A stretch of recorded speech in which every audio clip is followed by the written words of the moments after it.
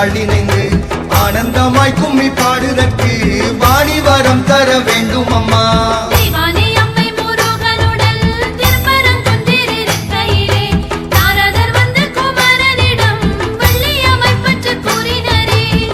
கடவுளும் தான் எழுந்து ஞான